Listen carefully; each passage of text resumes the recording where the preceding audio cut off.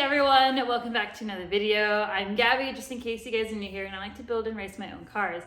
So we're in my garage. Yes, it's a little bare and dirty and unorganized. We will be changing that soon. I got some organization equipment that I can't wait to get installed in here. So yeah, it's a little dirty and unorganized, but that's only temporary. Today's video, we're actually giving the daily some love. I have a Ford F350, it's a 2012, it's my tow pig.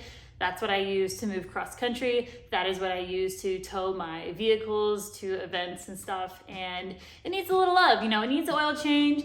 And unfortunately, one of the wheel bearings have gone in the truck. Now, I've put some miles on it in about a year that I've owned it, and it also has over 100,000 miles. I'm sure they're OEM hubs, and it's just time for them to be changed, or at least the one that's going on. There's a little bit of grinding, and you can really hear it when you're turning or going down the mountain. So before the race season starts, I wanted to go ahead and make sure that my tow vehicle is good to go, because that's the last thing that I want dying on me or breaking down while I'm out and about doing my own thing.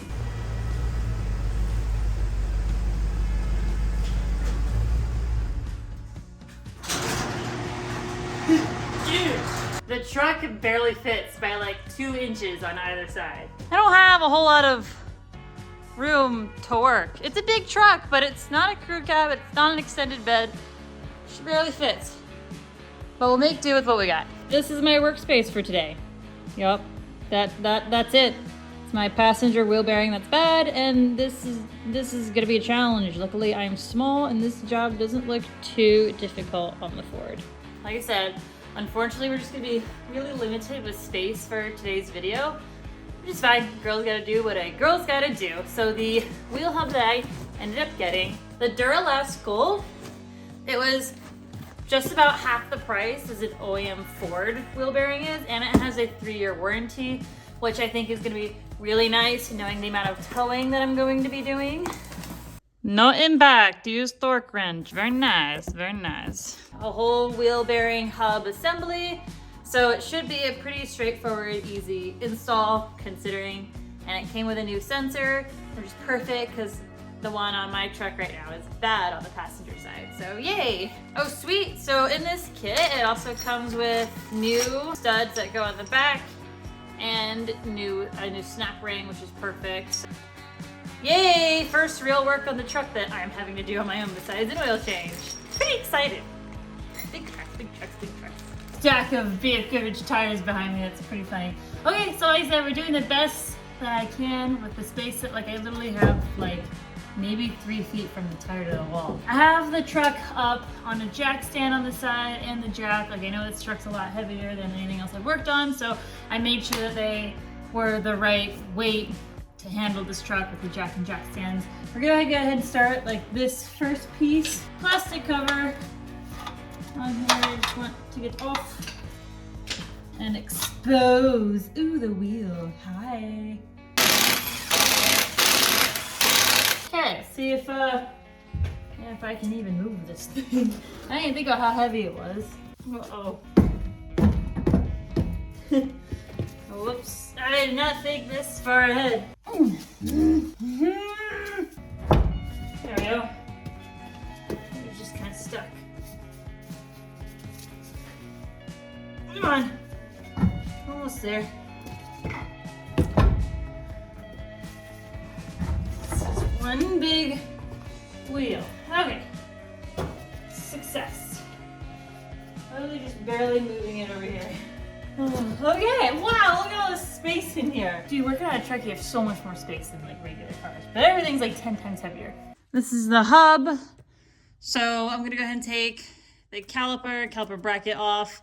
My brakes, my rotors seem fine, and my brake pad wear seems fine.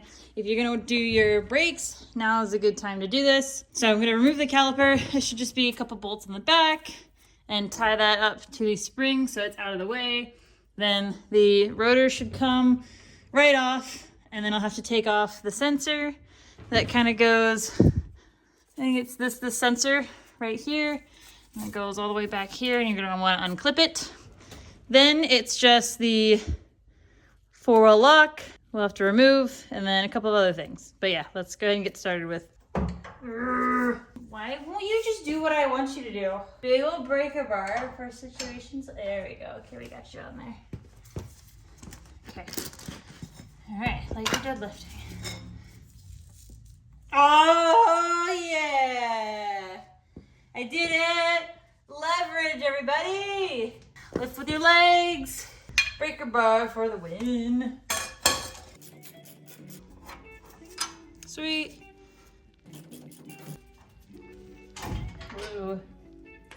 Oh, the bird is okay. Oh. Oh. Stay. Wants to come off. There we go. Yay, that's fun. So now we're gonna take these Torx bits out and pop that guy out. There's a snap ring that holds the axle to the hub, and then there's 4 bolts on the back of this that I'll have to move the hub to get to, but then we just take this one out.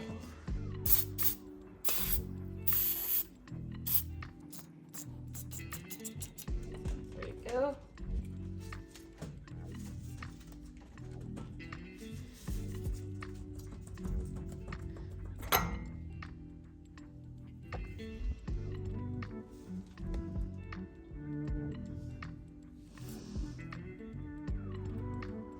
Definitely a bit rusty on the inside there. Well, just right here. Luckily, everything on the inside looks good. So, next step is there's a snap ring in there. You see that kind of gold ring? So we're gonna take that off, and that will allow the axle shaft to disconnect from the hub itself. It's gonna be a little more difficult just because it's really in there. Okay. Ow, my fingers! Yay. Oh, what's almost there? Come on. This is gonna be a pain in the butt to put that again now that I think about it. Yay! Bye.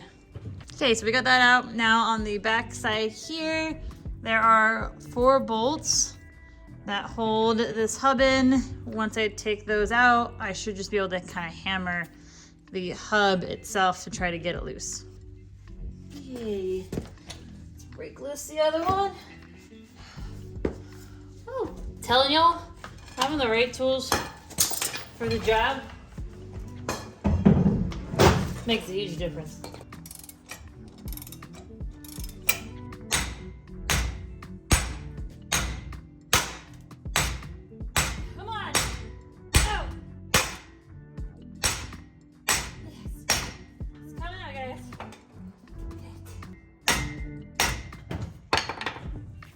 Come on out. Here we go.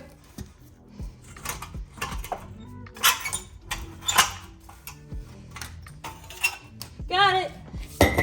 So what's funny is these wheel bearings that are so much bigger, it's actually harder, more difficult to really feel when they're bad just by doing this. But if I go slowly like this, I just get so much resistance. It's good, and then stop. It's interesting. Like right there, it's like holding me. I can't. Yeah, that's funny. So now we have all the old parts out. It is almost time for us to install the new hub. So it comes with a new sensor, which is awesome. And then it also comes with a new snap ring and these bolts that go on the rear of the hub here. We got the new wheel bearing, we got the struts or bolts in the back, whatever you want to call them, studs. And this, I have went ahead and kind of cleaned up around here not to have any debris. So we're gonna go ahead and slide on the new wheel bearing, get it reinstalled, and hopefully it'll go together a lot easier than taking it apart.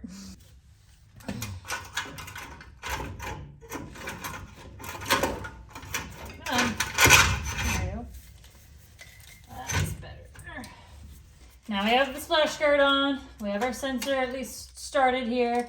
The bolts or the nuts are on the back. They're not tight, so we're gonna go ahead and tighten them down and try to get those as tight as we can. To be honest, I don't know if I'm going to be able to get a torque wrench back there just with my limited amount of space, but I have the breaker bar. I'm just gonna go ahead and try and get it as tight as I can. So it is day 2. I had to have my buddy Brandon come over and help me. The snap ring that goes in here inside the hub on the axle shaft was really, really difficult for me to get. My hands just weren't quite strong enough to really get the grip and everything needed to get the snap ring on. So thank you very much, Brandon, for coming out and helping me. This is coming along great. We're gonna go ahead and I'm just gonna put on, I forget, this is like the 4-wheel lock thing. Gonna get that installed and then it's just kind of smooth sailing from there. Yeah, it's gonna be a good one. I don't know, I'm really excited to not be working on this thing anymore. Everything with a truck is like 10 times heavier than a regular car.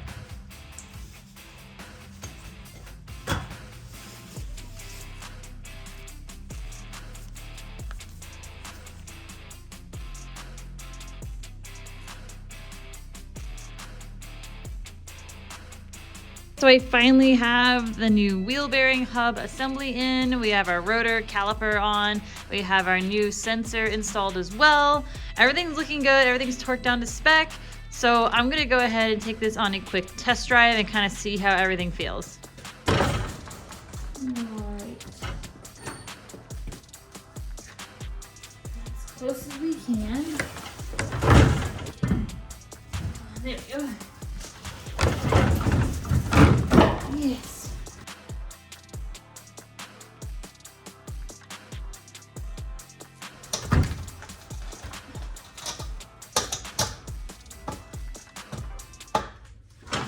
There we go. It's in there. Let's back out the truck.